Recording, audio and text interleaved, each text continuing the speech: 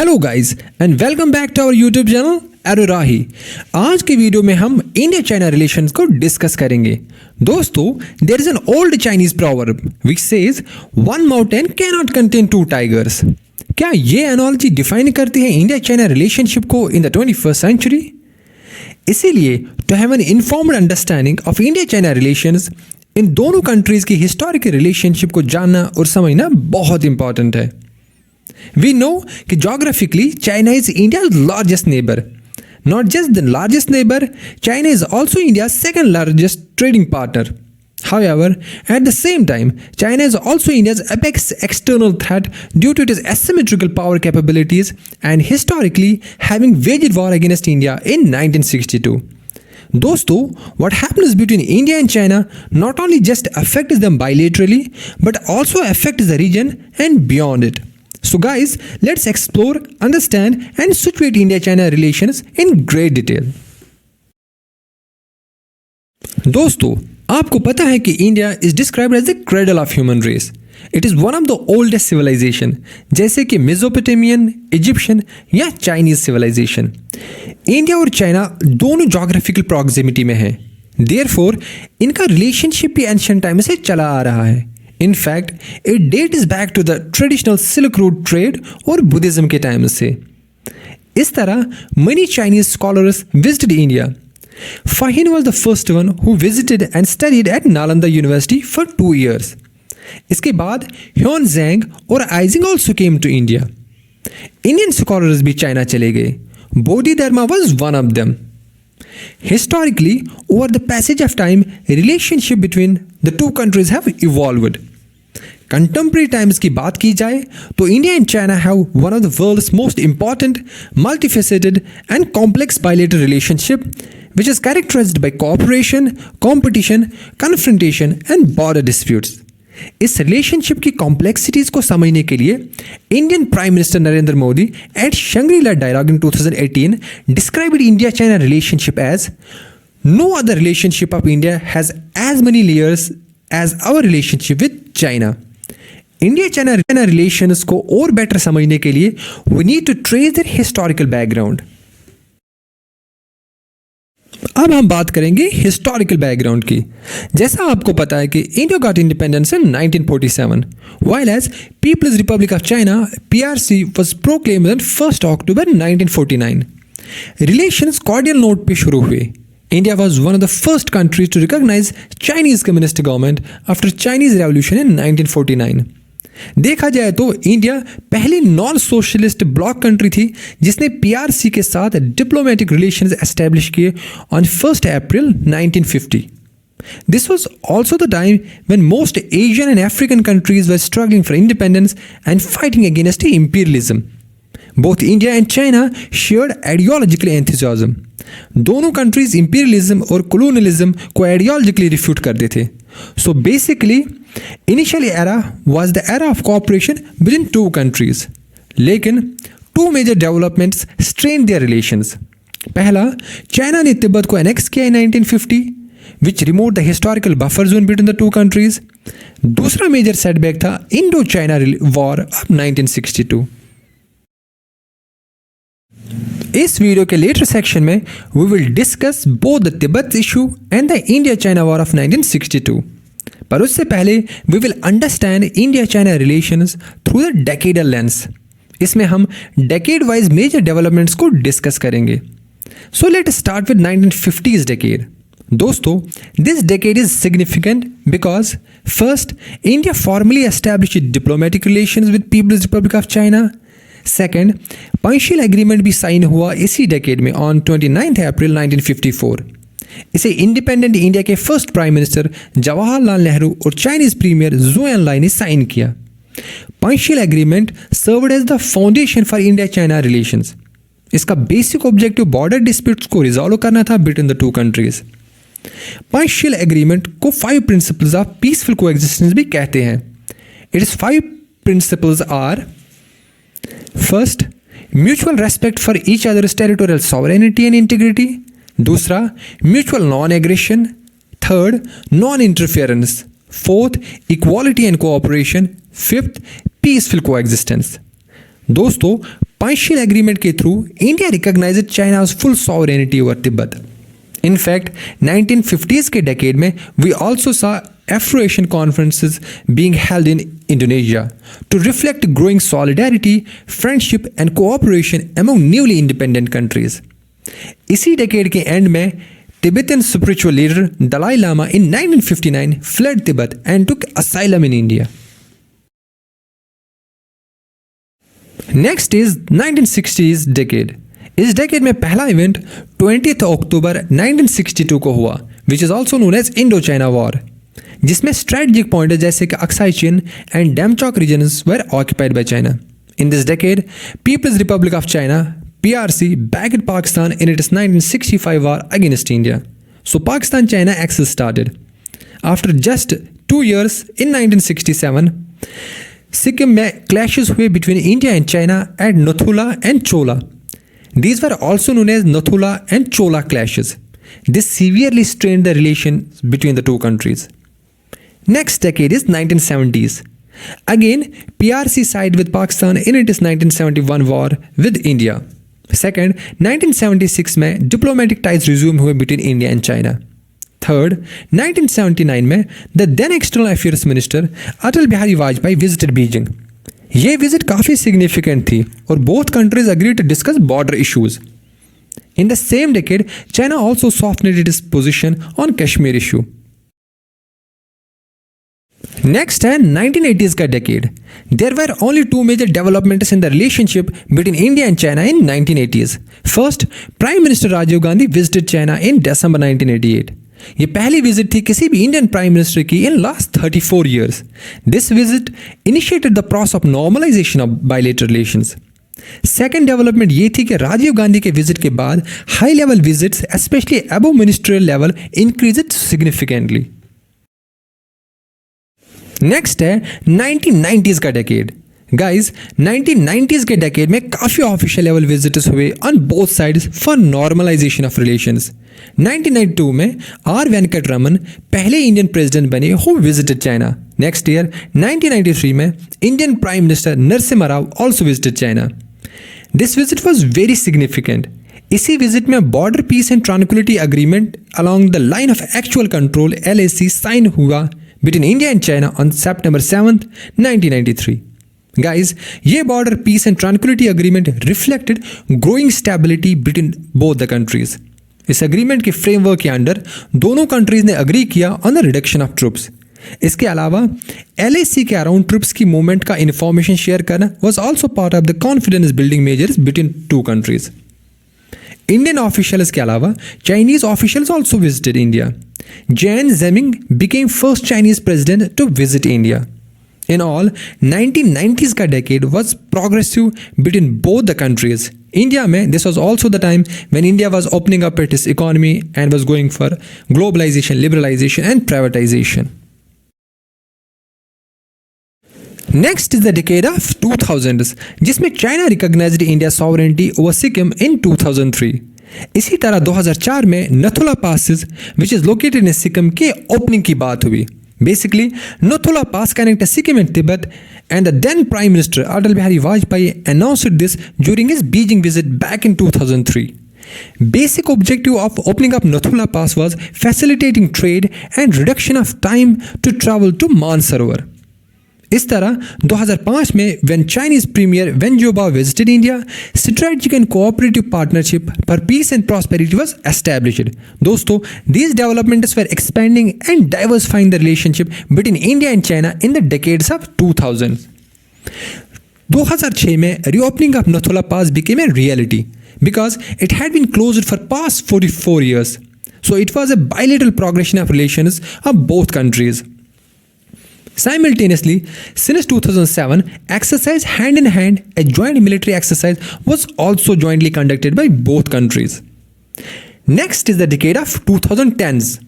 Important events that shaped the developments in this decade are, first, 2013 में Dipsang standoff हुआ. It was actually an incursion and a sit-in by the Chinese PLA in the dry riverbed of Rakinala. Next biggest event was 2017 Doklam standoff. To diffuse the escalated tensions, Wuhan Summit took place in 2018. Wuhan Summit talked about 5 pillars, जिसमें से India China will emerge simultaneously was one of the agendas. इसके अलावा concern for common interest and respect for each other's foreign affairs were other key pillars of Wuhan Summit. On the similar lines, 2019 में Mahabalipuram Summit हुई, which is also known as Chennai Connect. This was also an informal summit. Mahabalipuram summit ने fear और rule based order की बात की. यहाँ पे we can clearly see India's stand of focusing on fear and rule based order. However, amid all this, India maintained its stand of not joining Belt and Road Initiative in the same year in 2019 itself. So border issues के अलावा both agreements and disagreements characterized the decade of 2010s. Next is 2020s decade. दोस्तों 2020s decade started with the 70th anniversary of the diplomatic relations between India and China, which was celebrated in the year 2020. साल 2020 को year of cultural and people to people exchange के तौर पे भी celebrate किया गया by both countries. One of the major incident जो कि 2020 में हुआ were the Galwan clashes which took place on 15th June 2020. दोस्तों Galwan clashes happen near the disputed Pangong lake in Ladakh.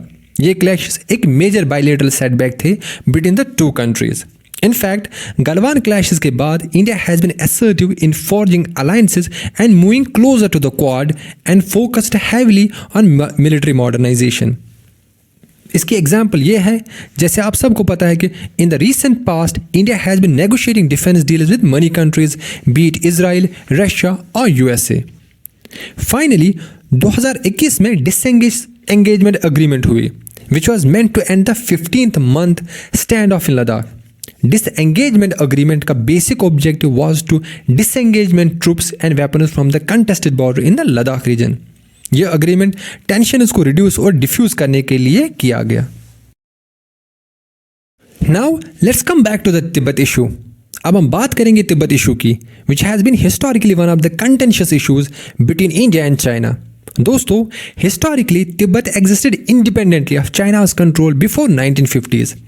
Tibet का एक अपना कल्चर, अपनी लैंग्वेज, अपना रिलीजन और हिस्ट्री था. लेकिन on 7th October 1950s People's Liberation Army of China took control over Tibet. However, Tibetan people had been resisting against this. Finally, 1958 में there was an armed uprising against China's occupation. लेकिन Chinese forces ने इसे suppress किया. Dalai Lama, the spiritual Tibetan leader, fled and took asylum in India in 1959. Indian government granted him asylum, and the Chinese government ने India की इस move को resist किया. Historically देखा जाए तो Chinese grew more assertive towards India. इसके बाद तिब्बतन लोगों का स्टैंड ये था कि Tibet is not a part of Chinese territory. Tibetan is also oppose China's claim of autonomy being granted to the region. In fact Tibetan argument is that कि China उनकी traditional identity, religion और culture को undermine कर रहा है. Strategically देखा जाए तो Tibet, which is located on the Tibetan plateau, is very significant. That is why it is significant for two reasons. One, geopolitical reasons, and hydro energy, especially water resources. After Tibet issue, now we will talk about Indo-China War of 1962. It's also known as the Sino-India War, which was fought in 1962. This was also the time when the Cuban Missile Crisis of Cold War was going on. Actually, after Tibetan uprising of 1959 and asylum being granted to Dalai Lama, tensions were escalating and relations further deteriorating. The immediate cause of Indo-China War of 1962 was the territorial dispute over Aksai-Chin. Both countries were territorially claiming rights for Aksai-Chin. This heightened the security dilemma and finally erupted into a full-scale armored war. First Chinese people's liberation army PLA ने north eastern border region जिसे NEFA कहते हैं और Aksai Chin region पर attack किया on 20th October 1962. This was the beginning of Indo China war. China occupied 5,000 square miles of Indian territory. इसके बाद on 21st November 1962 China ने यूनिलेटरल सीज फायर डिक्लेयर किया. दोस्तों, Indo-China war had a huge impact on the relations between the two countries, which was quite visible in the form of पहला, shift in borders. Aksai Chin came under the Chinese possession. Second, new alliances began to proliferate and regional dynamics changed. India could be seen moving closer to US. Third, Indo-China War of 1962 created the legacy of mistrust between each other. देखा जाए तो before 1962 Asian century Asian solidarity के sentiments और aspirations were strong. However with 1962 war both idealism and bilateral trust received severe setback. Actually देखा जाए तो unresolved border demarcation भी एक बड़ा रीजन था in the Indo China war. British government had proposed two borders, Johnson line and MacDonald line between India and China. Johnson line के according Aksai Chin Indian territory थी, while as MacDonald line के according Aksai Chin Chinese territory थी. So differing interpretations of territories has often led to border tensions.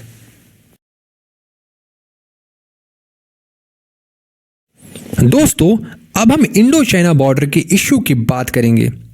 India and China share a total border of 3,488 kilometres. Bangladesh के साथ India has largest border. India shares the second largest border with China. However, both countries are facing border issues and the reason is border demarcation. This border demarcation has been a major source of trouble and contention between the two countries. जैसा हमें पता है कि India और पाकिस्तान के border defined है.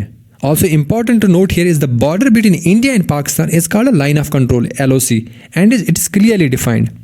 लेकिन India और चाइना के बॉर्डर क्लियरली डिफाइंड नहीं है. The border between India and China is known as line of actual control LAC.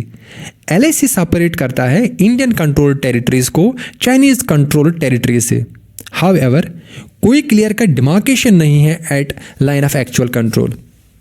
It's also important to understand कि line of actual control is divided into 3 regions.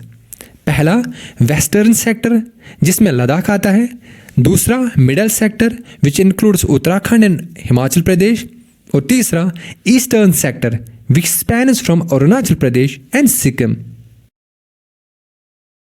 अब हम बात करेंगे कि what is the position of India and China on line of actual control. Guys, India China का border dispute mainly revolves around the differing perceptions of line of actual control. Indian argument line of actual control को लेके ये है कि McMahon line should serve as a basis for border between India and China.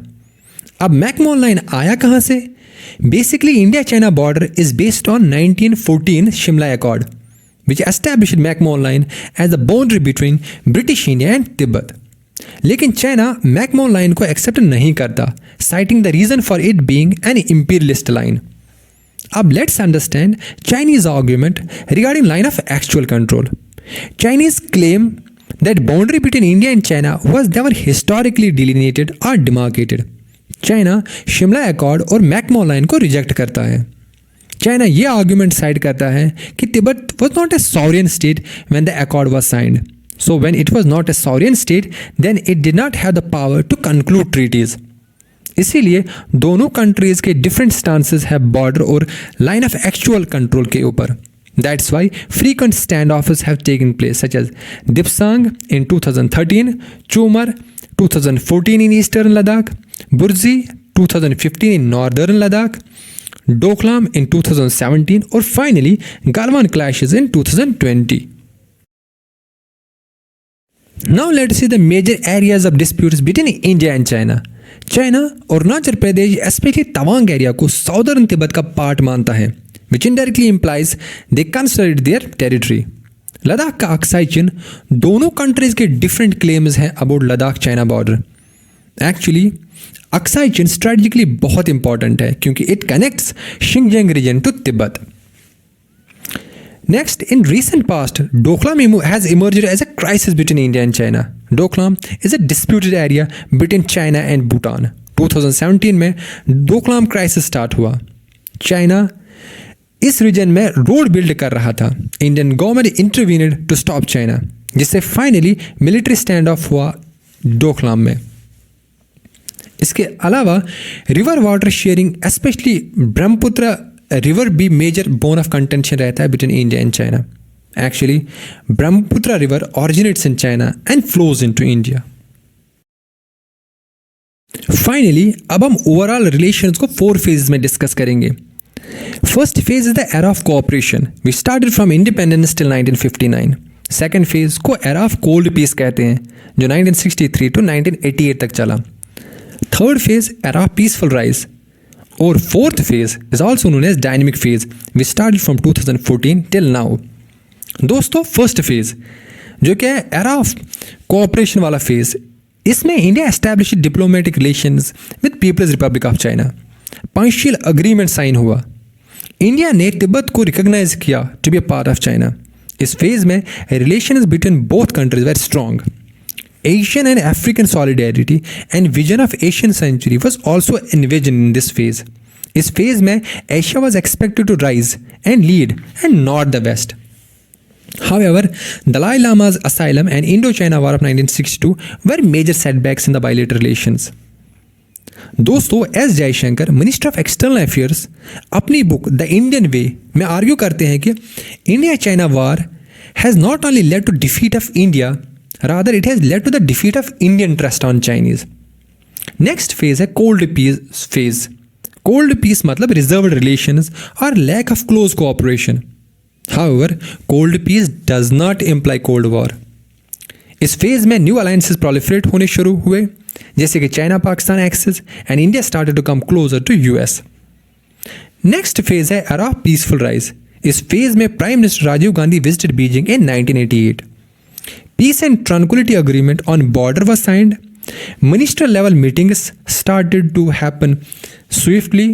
Regional grouping जैसे BRICS भी form हुए. Finally, the fourth phase, which is called as a dynamic phase. Dynamic phase 2014 से शुरू हुआ. In fact, Modi government started its first term in center at the same time. 2014 में Chinese President Xi Jinping visited India. 2015 में Prime Minister Modi visited China to strengthen bilateral relations. India also became member of Shanghai Cooperation Organization in 2017. Same year 2017 Doklam stand of हुआ. Next year 2018 में informal summits हुई Wuhan में और 2019 में Mamallapuram summit हुआ. दोनों informal summits का ऑब्जेक्टिव ये था not to allow differences to become disputes और बायलेटरल रिलेशंस इम्प्रोवाइज करना. Fourth phase which is also characterise dynamic phase, Galwan crisis भी इसी फेज में हुए इन 2020, जिसके बाद India has strategically moved closer to Quad and has focused on military modernisation. With this हमारा आज का वीडियो इंडिया चाइना रिलेशंस ख़त्म होता है. आप सबको हमारा ये वीडियो कैसा लगा कमेंट करके ज़रूर बताइएगा. आई होप आप सबको इंडिया चाइना रिलेशंस का ये वीडियो अच्छे से समझ आया होगा. आपका कोई भी डाउट या क्वेरी हो तो आप कमेंट बॉक्स में पूछ सकते हो. दोस्तों इसी के साथ वी होप आप सब हमारे यूट्यूब चैनल एडोराही चैनल को ज़्यादा से ज़्यादा लाइक शेयर और सब्सक्राइब करेंगे. सब्सक्राइब करने के साथ साथ एडोराही चैनल का बेल आइकन भी प्रेस कीजिएगा ताकि आपको हमारे हर नए वीडियो का नोटिफिकेशन सबसे पहले मिले. सो गाइज मिलते हैं नेक्स्ट वीडियो में. तब तक के लिए stay tune for more updates on एडोराही and happy new year from the entire team of एडोराही.